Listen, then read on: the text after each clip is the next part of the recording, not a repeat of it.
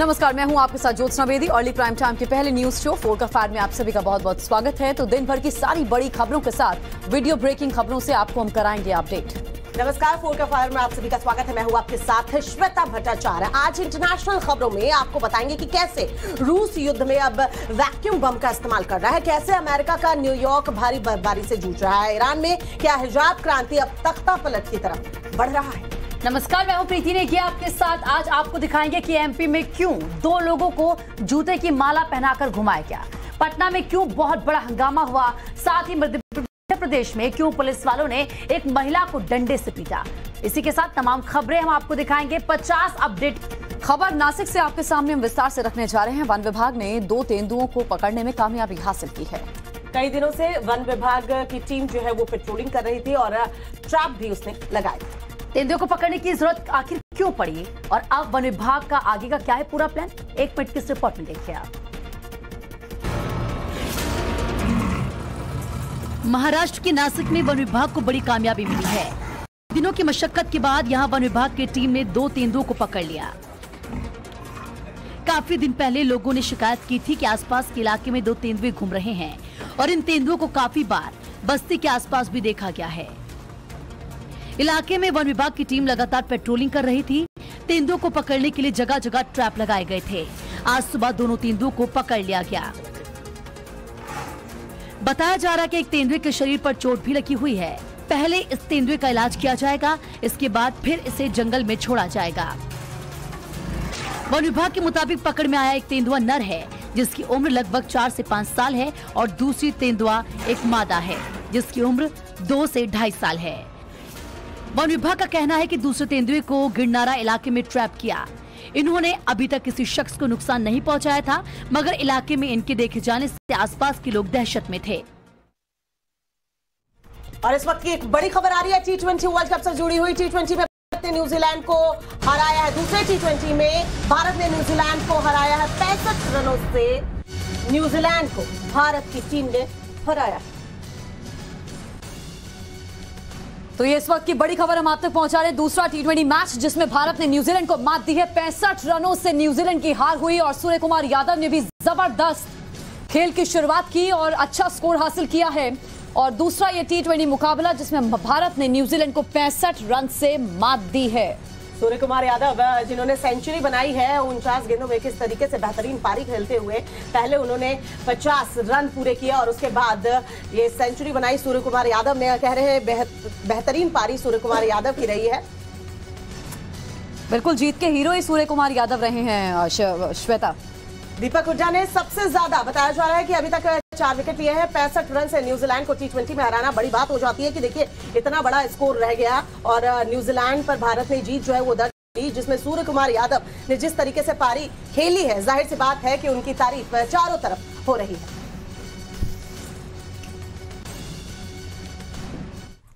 और चलिए आगे बढ़ते बात यूक्रेन की करेंगे। यूक्रेन पर रूस की बमबारी में एक बार फिर से भारी नुकसान हुआ है। खेरसोन से पीछे हटने के बाद पहली बार रूस ने मिसाइल अटैक किया जिससे तेल डिपो में भीषण आग लग गई। आग लगने के बाद पूरे इलाके में अफरा तफरी का माहौल हो गया और फायर ब्रिगेड की टीम बेबस नजर आने लगी। आग की ऊंची ऊंची लपटें उठ रही हैं। आग इतनी भीषण है कि ये कई किलोमीटर दूर से देखी जा सकती है। तस्वीरें खेरसौन की हैं और ये आग एक तेल डिपो में लगी है। बताया जा रहा है कि खेरसौन में मिसाइल अटैक हुआ और तेल डिपो आग की चपेट में आ गया।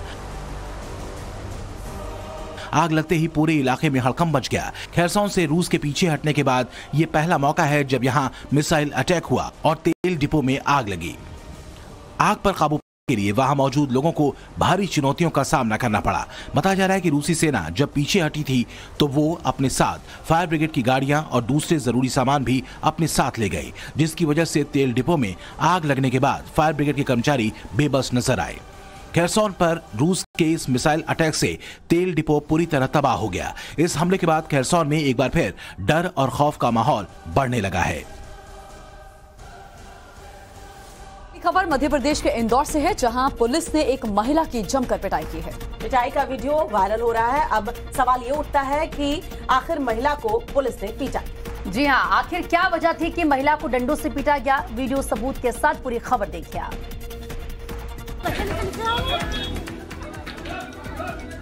मध्य प्रदेश के इंदौर में पुलिस की पिटाई का एक वीडियो सोशल मीडिया पर वायरल हो रहा है। वायरल वीडियो में महिला पुलिस एक लड़की की लाठियों से पिटाई करती दिख रही है। जानकारी के मुताबिक इंदौर के तिलकनगर थाना इलाके में पुलिस यहां पति पत्नी के विवाद को सुलझाने के लिए पहुंची थी। पुलिस को देखकर इस महिला ने अपना और अपने बच्चे का गला काटने की धमकी दी। आरोपी की धमकी देने के साथ साथ ये महिला पुलिस को गालियां भी देने लगी और उन पर हमले की कोशिश की गई, जिसके बाद पुलिस डंडों से पीटते हुए इस महिला को अपने साथ थाने ले गई। घटना 3 दिन पुराना बताया जा रहा है। जानकारी के मुताबिक आरोपी महिला पर पहले से कई केस भी दर्ज हैं।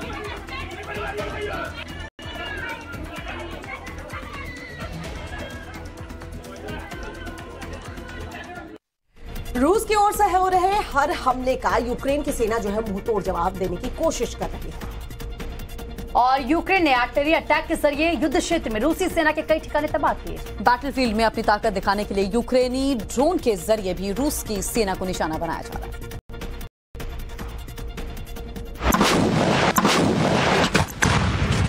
रूस यूक्रेन के बीच हवाई हमलों का दौर लगातार जारी है। बमबारी के जरिए दोनों सेनाएं अपना दबदबा बनाए रखने की कवायद में हैं।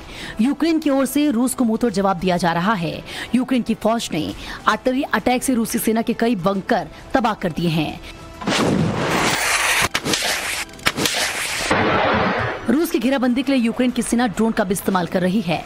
रूसी सेना को टारगेट कर ड्रोन से ताबड़तोड़ हमला बोला जा रहा है। पूर्वी यूक्रेन में दोनों सेनाओं के बीच भीषण युद्ध चल रहा है। ताबड़तोड़ फायरिंग के साथ साथ बड़े बड़े बम भी बरसाए जा रहे हैं। जंग के मैदान से एक वीडियो सामने आया है जिसमें यूक्रेन की सेना फायरिंग करती दिख रही है। दावा किया जा रहा है कि यूक्रेन की फौज ने फायरिंग की और 10 युद्धबंदियों को मौत के घाट उतार दिया।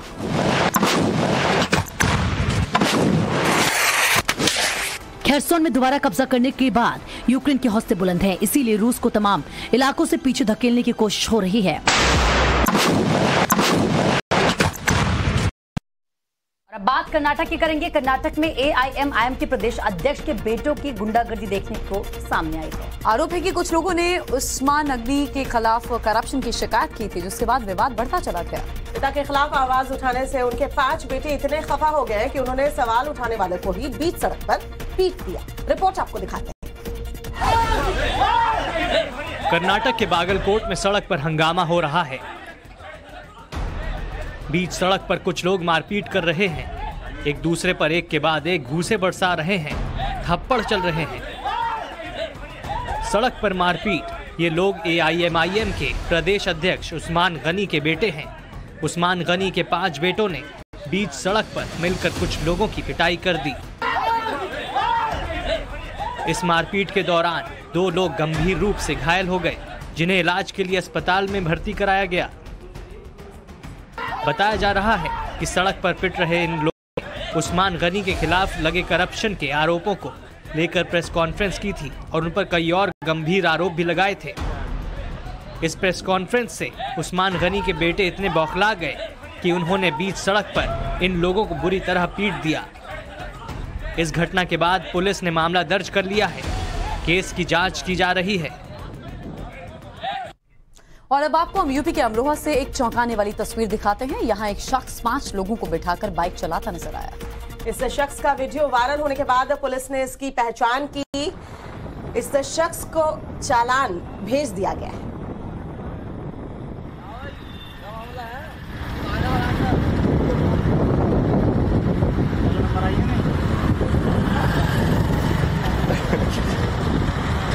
बाइक चालक अलग है और 5 लोग अलग हैं। पीछे देखिए कैसे बाइक पे बैठे हैं। यहाँ तो ट्रिपलिंग होती है तो कहीं ना कहीं डर रहता है और उसके खिलाफ कई ऐसे नियम भी हैं। अगर आप करते हैं तो आपको जो है कानूनी दांवपेच झेलने होंगे। और यहाँ देखिए तो 5 लोगों को बिठा करके ये बाइक चालक बाइक चला रहा है। यूपी के अमरोहा की तस्वीर हम आपको दिखा रहे हैं। तो ऐसी तस्वीर सामने आती है। हालांकि पहचान कर ली गई है शख्स की, चालान भी भेज दिया गया है। चालान जब भरेंगे तो समझ में आएगा कि किस तरीके से सड़क पर चलना चाहिए।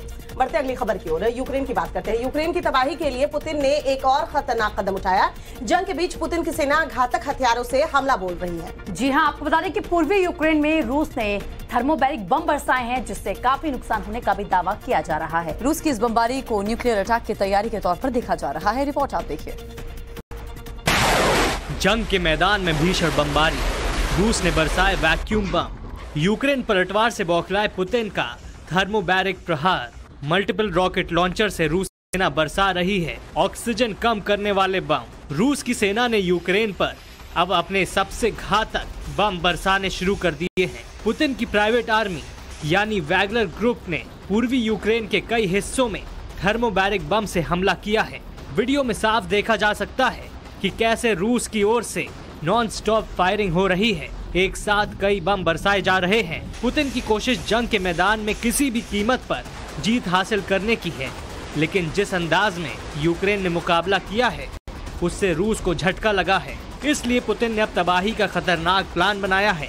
इसी प्लान को एग्जीक्यूट करने के लिए पुतिन की सेना निशाना बनाकर यूक्रेन को टारगेट कर रही है। रूस ने थर्मोबैरिक बम के जरिए यूक्रेन में भारी बर्बादी का भी दावा किया है। और बात बिहार की करेंगे। बिहार के कटिहार में पुलिस पर एक बार फिर से सवाल उठ रहे हैं। चोरी के एक आरोपी को पुलिस ने जिस तरह उठाया और अपने साथ ले गई, उस पर कई लोगों ने एतराज व्यक्त किया। कटिहार पुलिस ने क्या कारनामा किया है, इस रिपोर्ट में हम आपको दिखाते हैं।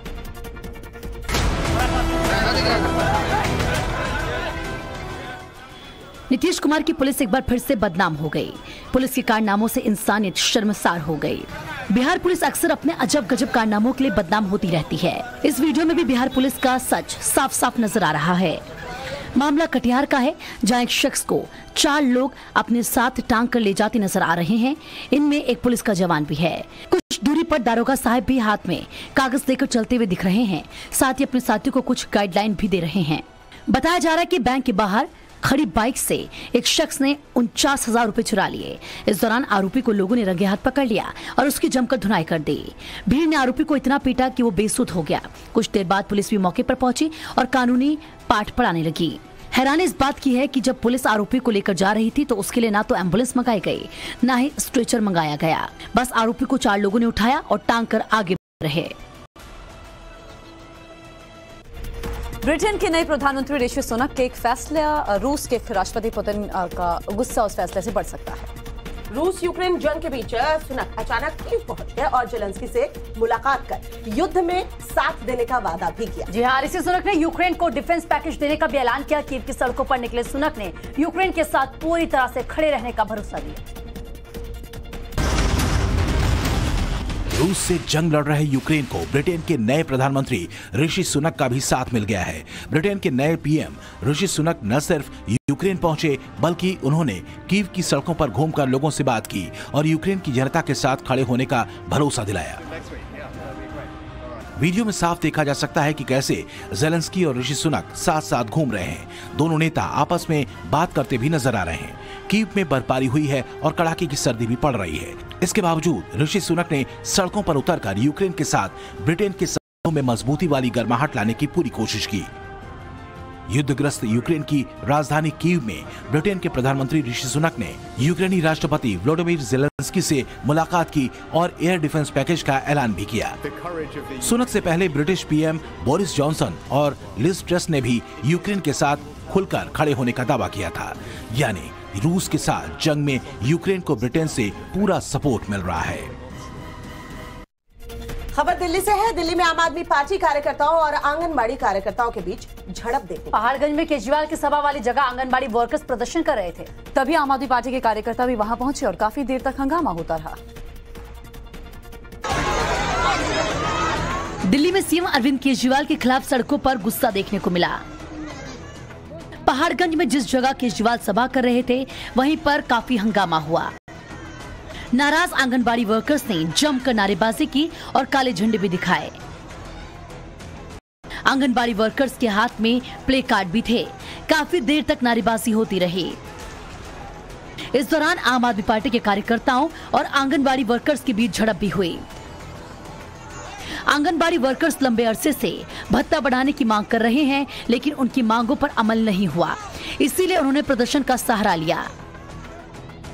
दिल्ली में एमसीडी चुनाव का प्रचार रफ्तार पकड़ चुकी है और इसीलिए प्रदर्शन के जरिए आंगनबाड़ी वर्कर्स ने अपनी नाराजगी जाहिर कर आपके खिलाफ मोर्चा खोल दिया। पहाड़गंज में काफी देर तक हंगामा होता रहा। माहौल शांत कराने के लिए पुलिस को कड़ी मशक्कत करनी पड़ी। और न्यूयॉर्क में बर्फबारी की वजह से हालात बिगड़ने लगे हैं। बर्फबारी का सबसे ज्यादा असर बफेलो शहर में देखने को मिला है। मौसम विभाग ने अगले शनिवार तक बर्फबारी जारी रहने का अलर्ट भी जारी कर दिया है। न्यूयॉर्क का बफेलो शहर और उसके आसपास के इलाकों में बर्फबारी हो रही है। बफेलो शहर में बीती रात बिजली चमकने के साथ बर्फबारी शुरू हुई। मौसम विभाग को अगले शनिवार तक तेज हवाएं और बर्फबारी जारी रहने की उम्मीद है। लोगों के घरों और बाहर खड़ी गाड़ियों पर बर्फ की मोटी चादर जमा हो गई है। दक्षिण पश्चिम ब्लासडेल और ऑर्चर्ड पार्क में पिछले 48 घंटों में 48 इंच और 42.5 इंच तक हिमपात हुआ है। शहर की सड़कें भी बर्फ से ढक गई हैं, जिसकी वजह से सड़क पर लोगों की आवाजाही ठप हो गई है। सड़क पर जमी बर्फ को हटाने का काम जारी है, मगर लगातार हो रही बर्फबारी के कारण सड़कें बार बार बर्फ से ढक जा रही हैं। मौसम विभाग के मुताबिक न्यूयॉर्क के कई इलाकों में 35 मील प्रति घंटे की रफ्तार से तेज हवाएं चलेंगी। 3 से 4 फीट बर्फ गिरने का भी अनुमान है। ईरान में हिजाब के खिलाफ चल रहा आंदोलन हिंसक हो चुका है। प्रदर्शन की आग 227 शहरों तक की आक्रोशित लोग अब बड़े नेताओं को निशाना बनाने में लगे। ईरान की हिंसा से जुड़ी पूरी अपडेट और मौजूदा हालात का वीडियो सबूत के साथ आपको ये रिपोर्ट दिखा दी। ईरान में हिजाब विरोधी प्रदर्शन जारी है और इन प्रदर्शनों की आंच ईरान के पूर्व सर्वोच्च नेता अयातुल्लाह रुहुल्लाह खुमैनी के घर तक पहुंच गई है। जानकारी के मुताबिक प्रदर्शनकारियों ने इस्लामिक गणराज्य के संस्थापक अयातुल्लाह खुमैनी के पुश्तैनी घर में आग लगा दी है, मगर स्थानीय प्रशासन ऐसी किसी भी घटना से इनकार कर रहा है। उधर ईरान में उग्र प्रदर्शन जारी है। ईरान के कई शहरों में आगजनी की घटना सामने आई है। तेहरान में एक बैंक को आग के हवाले कर दिया गया। प्रदर्शनकारी ईरान की सड़कों पर आगजनी कर रहे हैं, सरकारी बिल्डिंग पर पेट्रोल बम से हमला कर रहे हैं। ईरान की सड़कों पर जगह जगह प्रदर्शनकारी इकट्ठा होकर सरकार के खिलाफ विरोध प्रदर्शन कर रहे हैं, सरकार विरोधी नारे लगा रहे हैं। ईरान में प्रदर्शन कम से कम 227 शहरों में फैल गया है। अब तक इस प्रदर्शन में 600 से ज्यादा लोग मारे गए हैं और 30,000 से ज्यादा प्रदर्शनकारियों को गिरफ्तार किया गया है। और चलिए बात बिहार के पटना की कर ले। पटना यूनिवर्सिटी में छात्र संघ चुनाव के दौरान फायरिंग हुई और ये मुद्दा अब गरमाया हुआ है। कॉलेज कैंपस में हुई फायरिंग को लेकर छात्र गुस्से में हैं और कानून व्यवस्था पर भी सवाल उठ रहे हैं। नाराज छात्रों ने कुलपति की गाड़ी पर हमला कर दिया। इस दौरान पुलिस को लाठीचार्ज करना पड़ा।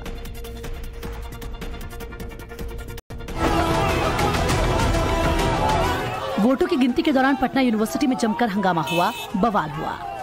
हाथों में आइसा का झंडा लिए कुछ छात्र सड़क पर उतर आए और जमकर नारेबाजी की। इस दौरान छात्रों ने कुलपति की गाड़ी को भी घेर लिया। छात्रों ने कुलपति की गाड़ी पर हमला भी किया। कुलपति को छात्रों में घिरा देखकर पुलिस आई। पुलिस ने छात्रों को रास्ते से हटाया, जिसके बाद कुलपति की गाड़ी आगे जा सकी। सड़क पर इतनी ज्यादा संख्या में छात्र थे कि उन्हें खदेड़ने के लिए पुलिस को लाठीचार्ज करना पड़ा। पुलिस ने छात्रों को दौड़ाकर पीटा।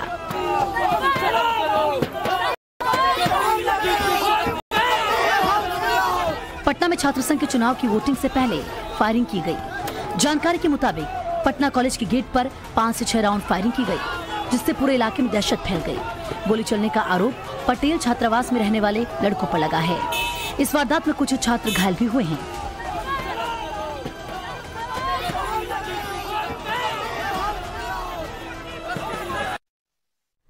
और रूस भीषण अग्निकांड से हड़कंप मच गया है। एक गैस पाइपलाइन में विस्फोट के बाद आग लग गई। हादसा सेंट पीटर्सबर्ग में हुआ। आग इतनी भयानक थी कि कई किलोमीटर तक उसका असर साफ नजर आया। आग कैसे लगी और उसके बाद क्या हालात बने, वीडियो सबूतों के जरिए आप ये रिपोर्ट देखिए। धमाके की तेज आवाज हुई और आग की ऊंची लपटें उठने लगी। तस्वीरें रूस के सेंट पीटर्सबर्ग की हैं, जहां गैस पाइपलाइन में आग लगने से अफरा तफरी मच गई। आग की लपटें कई मील दूर से नजर आ रही थी। गैस पाइपलाइन में विस्फोट कैसे हुआ, इसकी वजह अभी साफ नहीं है। गैस पाइपलाइन में विस्फोट होते ही आसपास की फायर ब्रिगेड की टीम एक्टिव हुई और आग पर काबू पाने की कोशिश की। रूस के इमरजेंसी मंत्रालय के मुताबिक गैस पाइपलाइन में विस्फोट और आग लगने से किसी की जान नहीं गई। धमाका होते ही चारों तरफ हड़कंप मच गया। शुरुआत में तो किसी को समझ में नहीं आया कि इतनी तेज आवाज कहां से आई, मगर जैसे ही आग की ऊंची लपटें नजर आईं, तब लोगों को पता चला कि गैस पाइपलाइन में कोई हादसा हुआ है। आग पर काबू पाने के लिए फायर ब्रिगेड को कड़ी मशक्कत करनी पड़ी। सेंट पीटर्सबर्ग के जिस इलाके में गैस पाइपलाइन में आग लगी, वहां गैस की सप्लाई सुचारू करने के लिए फिलहाल वैकल्पिक इंतजाम किए गए हैं, लेकिन अग्निकांड के बाद कई सवाल उठने लगे हैं। स्थानीय प्रशासन ने दावा किया है कि हादसे की वजह पता लगाई जाएगी और भविष्य में ऐसा न हो, इसके लिए पुख्ता इंतजाम किए जाएंगे। आगे बढ़ते बाद मध्य प्रदेश की करेंगे। मध्य प्रदेश के शिवपुरी में 2 लोगों को बेरहमी से पीटा गया है। दोनों पर चोरी का आरोप लगाकर गांव वालों ने रात भर बांध कर रखा और जमकर इतना ही नहीं, आरोपियों को गले में जूते चप्पल की माला भी पहनाई। मध्य प्रदेश के शिवपुरी में चोरी के शक में गांव वालों ने 2 लोगों की जमकर धुनाई कर दी। गांव वालों का जब इतने से भी मन नहीं भरा तो फिर चोरी के दोनों आरोपियों के गले में जूते और चप्पल की माला पहनाकर पूरे गांव में उनका जुलूस निकाला गया। घटना खनिया धाना इलाके की है। यहाँ गांव वालों ने इन 2 लोगों को रात के वक्त पकड़ा। गांव वालों का कहना था कि देर रात ये लोग चोरी के इरादे से यहाँ घुसे थे, जिसके बाद गांव वालों ने इन्हें पूरी रात बांध कर बैठाए रखा और सुबह होने पर इस मामले की सूचना पुलिस को दी गई। बताया जा रहा है कि ये 2 लोग अपने 2 और साथियों के साथ गाँव में घुसे थे, लेकिन गांव वाले इनके साथियों को पकड़ पाते उससे पहले वो दोनों अंधेरे का फायदा उठाकर मौके से फरार हो गए। पुलिस ने चोरी के इन आरोपियों के खिलाफ मामला दर्ज कर दिया है। और अब खबर बिहार के वैशाली से, जहां चोरी के आरोपी को बेरहमी से पीटा गया है। लोगों ने आरोपी के हाथ पैर बांध दिए और बीच सड़क पर उसकी जमकर पिटाई की। पिटाई का ये वीडियो जमकर वायरल सोशल मीडिया पर हो रहा है। ये वीडियो देखिए और रिपोर्ट देखिए।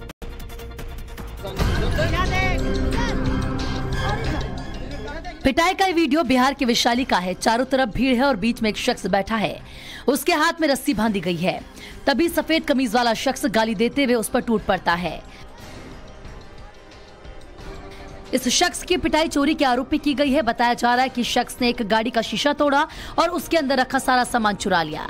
इस दौरान वो रंगे हाथों पकड़ा गया और लोगों ने उसको बांधकर उसकी पिटाई कर दी। साथ ही उससे उठक बैठक करने को भी कहा गया।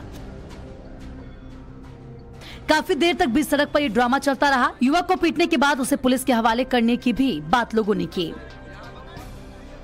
चोरी के मामले को लेकर लोगों में भारी गुस्सा देखा गया। पकड़े गए आरोपी से चोरी की एक साइकिल मिलने का भी दावा किया गया है, मगर सवाल इस बात को लेकर है कि भीड़ को इस तरह की सजा देने का हक किसने दिया। सवाल बिहार की कानून व्यवस्था पर भी है।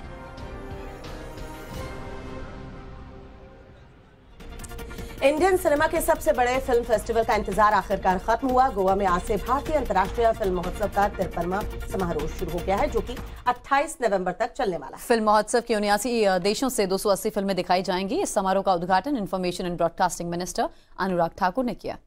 53वें इंटरनेशनल फिल्म फेस्टिवल इंडिया में हिंदी सहित अलग अलग भाषाओं की फिल्मों का प्रीमियर किया जाएगा।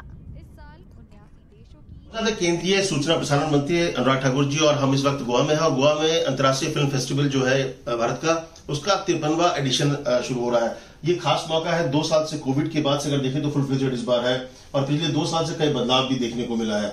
तो एक ग्लोबल के साथ जो रीजनल का जो एक कॉम्बिनेशन आपने शुरू किया वो कितना कारगर हुआ और इसका कितना असर पड़ने वाला है, इस बार का खास है। एशिया का सबसे बड़ा film festival international film festival of India Goa में होता है। ये अपने आप में एक ऐसा मंच है जहां पर दुनिया भर के निर्माता, निर्देशक, फिल्म कलाकारों को अपना काम दिखाने का अवसर मिलता है और एक बाजार भी मिलता है। अब जब मैं फिल्म बाजार की बात करूं तो एक नए स्वरूप में आपको देखने को मिलेगा और एक बिल्कुल अंतर्राष्ट्रीय लुक के साथ देखने को मिलेगा, जो आज से पहले कभी नहीं हुआ। दूसरा, 75 क्रिएटिव माइंड। हम आजादी के 75 वर्ष तो मना रहे हैं, लेकिन ऐसे 75 युवाओं को भी चुन रहे हैं जो आज और भविष्य में भारत की कहानियों को दुनिया तक पहुंचाने का काम करेंगे। और अब 4 का फायर में आगे बढ़ते हुए शुरुआत करेंगे 100 खबरों की। अमेरिका के कोलोराडो में एक क्लब में फायरिंग हुई है। हमले में 5 लोगों की मौत की खबर मिल रही है। कोलोराडो फायरिंग में 18 लोग घायल हुए हैं, कई लोगों की हालत गंभीर है। फायरिंग के बाद मौके पर भारी पुलिस बल मौजूद। यूक्रेन में तैनात नेटो के सैन्य वाहन फायरिंग करते नजर आए। सैनिक दुश्मन के कई हथियार तबाह किए। T-14 अर्माटा टैंक का इस्तेमाल कर रहा है रूस। पहली बार यूक्रेन में अपना सबसे नई टेक्नोलॉजी वाले टैंक से कर रहा है हमला। रूस के रक्षा मंत्रालय ने जारी किए नए ठिकानों का वीडियो। बंकर बनाते दिखे रूसी सैनिक। यूक्रेन पर रूस का हमले में रूसी टैंक हुए तबाह। खेरसोन से आई तस्वीर। यूक्रेन के पूर्वी क्षेत्र में जारी है रूसी हमला। सोलेदार शहर में यूक्रेनी सेना पर अटैक। रूसी एलपीआर की 6वीं रेजिमेंट की आर्टिलरी यूनिट ने वॉर किया। रूस ने यूक्रेन के सैन्य ठिकानों पर किया हमला। मल्टीपल रॉकेट लॉन्च सिस्टम से अटैक किया। यूक्रेन का जैवलिन मिसाइल से जबरदस्त अटैक। रूसी टैंक T-73B3 हुआ ध्वस्त। सामने आया हमले का वीडियो। यूक्रेन के बखमुट में रूसी सेना पर जारी है यूक्रेनी सेना का पलटवार। यूक्रेन के OMBR के ड्रोन ऑपरेटरों ने रूसी सेना पर जमकर की बमबारी। यूक्रेन के सैनिकों ने 10 रूसी युद्धबंदियों को मार गिराया है। रूस को मुंहतोड़ जवाब दे रही है यूक्रेनी सेना। रूस के सखालिन आइलैंड पर एक घर में हुआ विस्फोट का नया वीडियो आया सामने। वीडियो में ध्वस्त होते घर की तस्वीर। महायुद्ध में यूक्रेन पर जारी है रूसी आक्रमण। यूक्रेन के बखमुट के डोनेस्क में रूस ने जमकर तबाही की। यूक्रेन का रूसी सेना पर बड़ा हमला। अटैक में रूस का टैंक हुआ तबाह। काफी दूर तक दिखा धमाके का असर। यूक्रेनी सेना के नाइट गनर्स ने देर रात किया अटैक। अटैक का वीडियो सामने आया है। कई इलाकों में यह अटैक किया गया। यूक्रेन में खाली पड़े रूसी ठिकानों पर पहुंची सेना। अड्डे से लूट की वॉशिंग मशीन, फ्रिज और अन्य उपकरण बरामद। यूक्रेन की सेना के हमलों का वीडियो सामने आया है। खेत में टैंक से हमले करते नजर आए हैं यूक्रेन के सैनिक। रूस के खिलाफ युद्ध में यूक्रेन के 8,000 से ज्यादा लोगों की मौत। 11,000 से ज्यादा लोग हुए जख्मी। रूसी लड़ाकों के पर यूक्रेन ने किया हमला। ड्रोन अटैक में तबाह किया रूसी अड्डा। यूक्रेनी जवानों ने रूसी अड्डों पर किए ताबड़तोड़ हमले। मल्टीपल रॉकेट लॉन्चर हिमार से फायरिंग किए। टर्की और सीरिया में इराक में हवाई हमला। कुर्दिश ग्रुप के ठिकानों को निशाना बनाया। करीब 3 घंटे तक आफ्ताब के घर पर दिल्ली पुलिस ने की छानबीन। आफ्ताब को लेकर गई थी टीम। घर से निकलते वक्त पुलिस कर्मियों के हाथ में दिखी पॉलिथीन। दिल्ली पुलिस को सर्च में मिली 3 और हड्डियां। जबड़े का टुकड़ा भी बरामद होने की आशंका। जांच के लिए भेजी गई हड्डियां।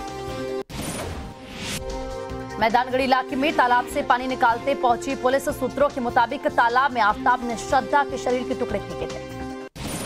दिल्ली पुलिस ने की आफ्ताब और श्रद्धा के मकान मालिक से पूछताछ। महिला ने बताया पति पत्नी बनकर रह रहे थे दोनों। रोज सुनाई देती थी झगड़ों की आवाज। श्रद्धा हत्याकांड में मुंबई में पूछताछ कर रही है दिल्ली पुलिस। यूनिक पार्क के सचिव अब्दुल्ला खान का बयान दर्ज किया गया है। घर खाली करार फरार है आफ्ताब का परिवार। श्रद्धा हत्याकांड में महरौली के जंगल में दिल्ली पुलिस ने एक बार फिर छानबीन की है। सुबह 6 बजे से ही तलाशी में जुट गई थी दिल्ली पुलिस। श्रद्धा के शव के टुकड़ों की तलाश की जाए। कल हो सकता है आफ्ताब का नार्को टेस्ट। रोहिणी के डॉक्टर बाबा साहब अम्बेडकर हॉस्पिटल में नार्को होने की संभावना। पहली बार सीसीटीवी फुटेज में रात में बैग ले जाते दिखा आफ्ताब। श्रद्धा मर्डर केस में आरोपी आफ्ताब से नार्को में पूछे जाने वाले संभावित 50 सवालों की लिस्ट तैयार। नार्को टेस्ट से खुल सकता है हत्या का राज। श्रद्धा मर्डर केस में सूत्रों के हवाले से खबर। दूसरी लड़कियों को लेकर दोनों में अक्सर होती थी लड़ाइयां। आफ्ताब के अपराध से हैरान है उसका दोस्त। आफ्ताब के खिलाफ सख्त कार्रवाई की मांग। श्रद्धा हत्याकांड केस की जांच के लिए मणिकर्ण घाट के तोश गांव पहुंची दिल्ली पुलिस। लोकेशन वेरीफाई कराने के लिए आरोपी आफ्ताब से फोन पर की बात। गेस्ट हाउस संचालक कमल चंद को भी सुनाई बात। जयपुर में पुलिस फायरिंग में बाल बाल बचा गैंगस्टर राजू हुड्डा। पैर में लगी गोली पुलिस ने गिरफ्तार कर लिया। जयपुर में धारदार हथियार से गला रेत एक शख्स की हत्या। पेट्रोल पंप के बाहर मिला शव। पश्चिम बंगाल के बरुईपुर में श्रद्धा हत्याकांड जैसी वारदात। पूर्व नेवी अफसर की हत्या के बाद शव के 6 टुकड़े कर अलग अलग जगह फेंका। पत्नी और बेटा गिरफ्तार। मथुरा में यमुना एक्सप्रेस के पास से युवती का शव बरामद हुआ। सूटकेस में मिला शव। मामले की जांच में जुटी पुलिस। यूपी के देवरिया में मां बेटी का तालाब में शव मिला है। कई दिनों से लापता बताए जा रहे हैं। मामले की जांच में जुटी है पुलिस। यूपी के मिर्जापुर में बिजली विभाग के चीफ इंजीनियर का शव बरामद। जांच में जुटी पुलिस। गाजियाबाद के इंद्रापुरम में 11 साल की बच्ची पर कुत्तों का हमला। सोसाइटी में तैनात गार्ड ने बच्ची को बचाया। आंध्र प्रदेश के अनकापल्ली में बाजार में लगी आग। 2 लोगों की हुई मौत। 2 बुरी तरह से झुलस गए। बेंगलुरु ब्लास्ट के आरोपी की पहचान हो गई है। शिमोगा का रहने वाला शारिक नाम का शख्स बताया जा रहा आरोपी। मंगलुरु ब्लास्ट में सुरेंद्र नाम के शख्स को पूछताछ के लिए बुलाया गया। सूत्रों के मुताबिक सुरेंद्र ने सिम लेने में की थी आरोपी की मदद। बेंगलुरु ब्लास्ट पर कर्नाटक डीजीपी का बड़ा खुलासा, हादसे से किया इनकार, कहा भारी नुकसान पहुंचाने के लिए आतंकी साजिश की गई। एनआईए की टीम ने घटनास्थल पर जांच की।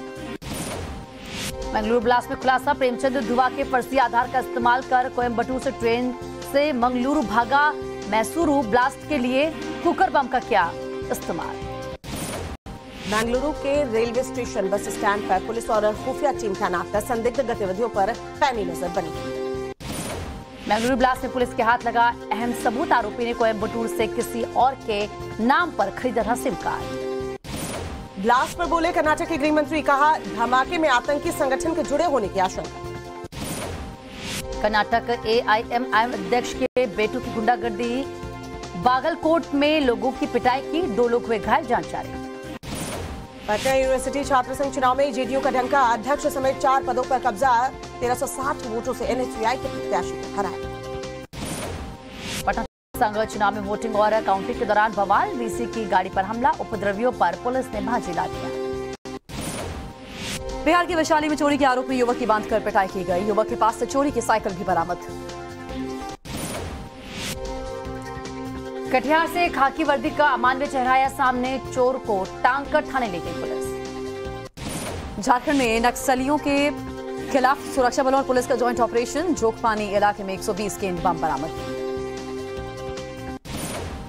नर्मदापुरम से आया रिश्तों को शर्मसार करने वाला मामला, फूफा ने किया 8 साल की भतीजी से रेप, पाप छिपाने के लिए गला दबाकर हत्या की। गैंगस्टर लॉरेंस बिश्नोई के नाम पर प्रॉपर्टी डीलर से 15 लाख की वसूली की गई, गिरफ्तार किए गए दोनों आरोपी 50 लाख रुपए की मांगी थी रंगदारी। जम्मू कश्मीर के अनंतनाग में मुठभेड़, आतंकवादियों की फायरिंग में एक हाइब्रिड आतंकी ढेर। श्रीनगर में सेना और पुलिस का संयुक्त कार्रवाई, 3 हाइब्रिड आतंकियों को गिरफ्तार किया, भारी मात्रा में हथियार बरामद। प्रधानमंत्री मोदी के दौरे का दूसरा दिन, वेरावल में जनसभा को संबोधित किया, कहा इस बार तोड़ना है मतदान का रिकॉर्ड। पीएम ने कहा गुजरात की जनता को अपने काम का हिसाब दूंगा, लोगों को संबोधित करते हुए कहा देश की समृद्धि का द्वार गुजरात है। गुजरात में ताबड़तोड़ प्रचार से पहले सोमनाथ मंदिर में प्रधानमंत्री ने की पूजा अर्चना, पूरे विधि विधान के साथ भगवान सोमनाथ का जलाभिषेक और आरती। सोमनाथ मंदिर परिसर में घूमते दिखे प्रधानमंत्री, भक्तों की भीड़ का हाथ हिलाकर अभिवादन स्वीकार किया। गुजरात के धोराजी में प्रधानमंत्री नरेंद्र मोदी ने की रैली, जनसभा को संबोधित किया। धोराजी की रैली में पीएम मोदी ने राहुल गांधी और मेधा पाटकर पर साधा निशाना, बोले नर्मदा के विरोधियों के साथ राहुल यात्रा कर रहे हैं। मेधा पाटकर के साथ यात्रा करने पर सुधांशु त्रिवेदी का राहुल गांधी पर हमला, कहा राहुल गांधी ने गुजरात के सम्मान और विकास पर सवाल खड़े किए। गुजरात के चुनावी दौरे पर अमित शाह तापी में जनसभा को संबोधित किया। बागियों पर गुजरात बीजेपी का बड़ा एक्शन, निर्दलीय चुनाव लड़ने पर 7 नेता पार्टी से निलंबित, तो बीजेपी से टिकट नहीं मिलने पर निर्दलीय पर्चा भरा। आज से 3 दिन के गुजरात दौरे पर सीएम केजरीवाल कई रोड शो के साथ जनसभा को संबोधित करेंगे। एमसीडी चुनाव के लिए प्रचार में जुटे केजरीवाल, दिल्ली के पहाड़गंज में जनसभा को संबोधित किया, मनीष सिसोदिया भी साथ में मौजूद थे। एमसीडी चुनाव में अरविंद केजरीवाल ने 230 सीट जीतने का दावा किया है, कहा एमसीडी में बीजेपी के जीतने से सारे काम ठप हो जाएंगे। आप में शामिल हुए कांग्रेस के पूर्व कद्दावर नेता महाबल मिश्रा, अरविंद केजरीवाल की मौजूदगी में थमा आम आदमी पार्टी का दावा। पहाड़गंज में आंगनबाड़ी कार्यकर्ताओं का सीएम केजरीवाल की रैली के दौरान प्रदर्शन, काला झंडा और पोस्टर दिखाकर सीएम का विरोध किया। दिल्ली में आम आदमी पार्टी के खिलाफ बीजेपी का प्रदर्शन, सत्येंद्र जैन की वायरल वीडियो को लेकर नाराज जाहिर। दिल्ली में एमसीडी चुनाव के लिए बीजेपी का मेगा शो, आज 4 सीएम और 4 केंद्रीय मंत्री समेत 14 करेंगे प्रचार। बीजेपी के मेगा रोड शो को लेकर सीएम अरविंद केजरीवाल ने कसा तंज, ट्विटर पर लिखा, आज दिल्ली पर हमला करने जा रही है बीजेपी, दिल्ली की जनता करारा जवाब दी। जेल में मसाज मामले पर मनोज तिवारी ने बोला हमला, जैन को बताया केजरीवाल के सबसे बड़े राजदार, कहा इसीलिए नहीं गई की कार्रवाई, सिसोदिया बोले बीमार का बनाया मजाक। जेल में जैन की मसाज पर बीजेपी का हमला, ट्वीट कर लिखा, आपका स्पा तिहाड़ बना थाईलैंड, सीएम पर निशाना साधते हुए लिखा, थैंक यू केजरीवाल। बीजेपी ने केजरीवाल को बताया फितरती बेईमान, कहा आपने मसाज को फिजियोथेरेपी बताया। प्रधानमंत्री मोदी ने की तमिल भाषा की तारीफ, ट्वीट कर लिखा, विश्व स्तर पर लोकप्रिय है तमिल की संस्कृति। शनिवार के अपने अरुणाचल दौरे को लेकर पीएम मोदी ने ट्वीट किया, कहा अरुणाचल के लिए काम करना सम्मान की बात है, अरुणाचल के लोगों को बेहद खास और राष्ट्रभक्त बताया। कर्नाटक के बेल्लारी में जेपी नड्डा ने जनसभा की, कहा सिर्फ बीजेपी रखती है आदिवासियों का ख्याल, बीजेपी ने बनाया आदिवासी को राष्ट्रपति। यूपी के सरकारी अस्पताल को मिलेगी नई स्टाफ नर्स, सीएम योगी ने 1354 स्टाफ नर्सेस को नियुक्ति पत्र सौंपा। सहारनपुर के दौरे पर सीएम योगी आदित्यनाथ विभिन्न परियोजनाओं का लोकार्पण किया। अल्मोड़ा में सीएम धामी ने छात्रों के साथ खेला बैडमिंटन। युवाओं को खेल को अपने जीवन में महत्वपूर्ण स्थान देने का संदेश दिया। ब्रजेश पाठक ने मैनपुरी में जीत दर्ज करने का दावा किया है। कहा मैनपुरी में कोई चुनौती नहीं। चुनाव प्रबंधन समिति की समीक्षा बैठक में पहुंचे जयराम ठाकुर। आने वाले फैसले को लेकर अहम चर्चा हुई। यूपी के सफाई में अखिलेश यादव ने जनसभा को संबोधित किया। शिवपाल यादव और रामगोपाल यादव भी मौजूद। राष्ट्रपति द्रौपदी मुर्मू ने दाहिनी आंख में मोतियाबिंद सर्जरी कराई है। ब्रिगेडियर एसके मिश्रा ने किया सफल ऑपरेशन। रायपुर में एयरपोर्ट के पास बनेगी एरोसिटी। सीएम भूपेश बघेल ने जल्द निर्माण शुरू करने के निर्देश दिए। कश्मीरी पंडित नरसिंहार मामले में सुप्रीम कोर्ट में होगी सुनवाई। कल क्यूरेटिव पिटीशन पर 3 जजों की बेंच करेगी सुनवाई। ऐसा कि ओरियन स्पेसक्राफ्ट से सामने आई चांद की पहली तस्वीर। कल चांद पर पहुंचेगा अंतरिक्ष यान। ट्विटर पर हुई डोनाल्ड ट्रंप की वापसी। एलन मस्क की घोषणा के बाद चालू हुआ ट्विटर अकाउंट। ट्विटर के सर्वे में 52% लोगों ने ट्रंप का सपोर्ट किया। चीन में कोविड से एक शख्स की मौत करीब 6 महीने के बाद देश में कोरोना संक्रमण की वजह से एक मौत दर्ज। नेपाल में आम चुनाव के लिए वोटिंग जारी। वोटिंग के चलते सील की गई सीमाएं। सीमा पार करने की इजाजत नहीं। चिली में मनाया गया डाइवर्सिटी डे। लोगों की भारी भीड़ परेड शामिल। मुंबई के आजाद मैदान में शुरू हुई navy half marathon. Western naval command ने हाफ मैराथन का आयोजन किया। सैनिकों ने हिस्सा लिया। दूसरे T20 में भारत ने न्यूजीलैंड को मात दी है। 65 रनों से न्यूजीलैंड को भारत ने हराया। भारत और न्यूजीलैंड के बीच दूसरी T20 में सूर्य कुमार यादव की धमाकेदार बल्लेबाजी। 51 गेंद में बनाए 111 रन। पारी में लगाए 7 6 और साथ ही 11 चौके लगाए। कतर के दौरे पर उपराष्ट्रपति जगदीप धनखड़ दोहा में आज देखेंगे फीफा वर्ल्ड कप का पहला मैच। कोची में फीफा वर्ल्ड कप को लेकर फैंस का उत्साह नजर आया। एक गांव में लोगों ने करीब 23 लाख रुपए खर्च कर सजाए घर। दीवारों पर वर्ल्ड कप में शामिल होने वाली टीमों के झंडे बनाए। आज से international film festival of India का आगाज है। केंद्रीय मंत्री अनुराग ठाकुर ने समारोह में शिरकत की।